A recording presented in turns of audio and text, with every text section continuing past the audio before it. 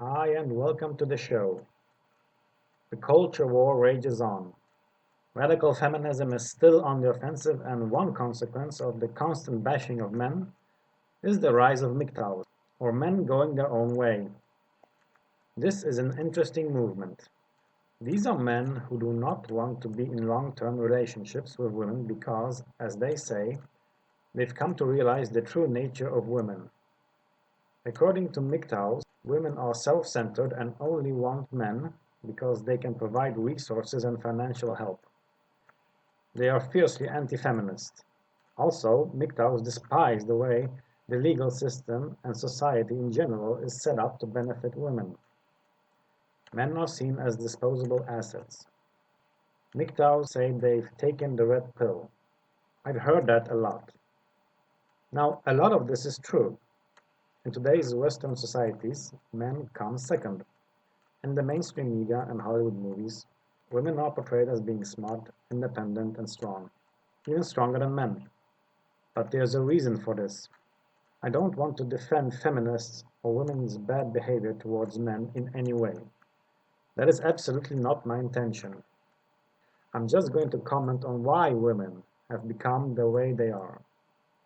The point I want to make is that women didn't suddenly just decide that they are going to compete with men and take power. Women were persuaded to do so. 100 years ago, things were very different. Back then, Western societies were much more conservative and family-oriented. Women's attitude towards men and the relationship between men and women have transformed over a relatively short period of time. There are certain forces that have promoted feminism and anti-family values. Oftentimes, the easiest way to get to the truth is to follow the money.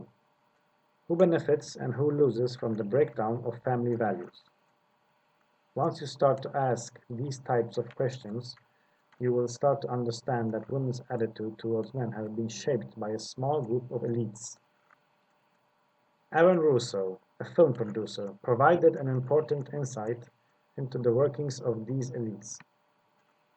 In an interview, he talks about how he met one of the Rockefeller family members, Nicholas Rockefeller, and how he found out about why feminism has been pushed on people.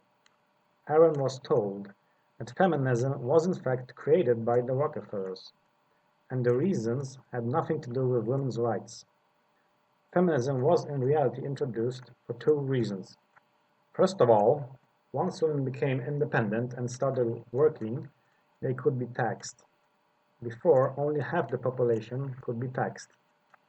The second reason was that once mothers didn't stay at home, the children could be sent off to public schools, where they could be indoctrinated. Another example is American feminist icon Gloria Steinem. She used to be a CIA agent. In one of her books, she claims that CIA funded Miss Magazine with the stated goal of breaking up the families and taxing women. The Frankfurt School has been an important factor in the destruction of Western values. One of its members, Herbert Marcuse, wanted a complete liberation of people's sexuality. He wanted to create a society of polymorphous perversity. The Frankfurt School has introduced, amongst other things, the idea that gender is just a social construct.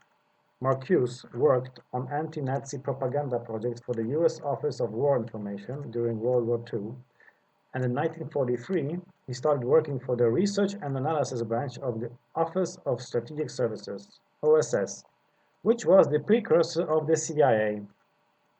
You cannot say that you have taken the red pill unless you start to understand what the Frankfurt School is all about, and how foundations financed by the elites have shaped the societies we all live in. Once you start to understand these things, it becomes easier to connect the dots. Women have been brainwashed into thinking that their main goal, perhaps the only goal, is self-fulfillment and pursuing a career. In other words, MGTOW see the puppets, but they do not see the puppet masters. I recommend doing more research and looking at what goes on behind the curtains. Just follow the money, that's the easiest way. Find out who's financing all of these feminists and who controls the media. Like I said before, this does not justify women's bad behavior towards men, but it will help to understand why things are the way they are.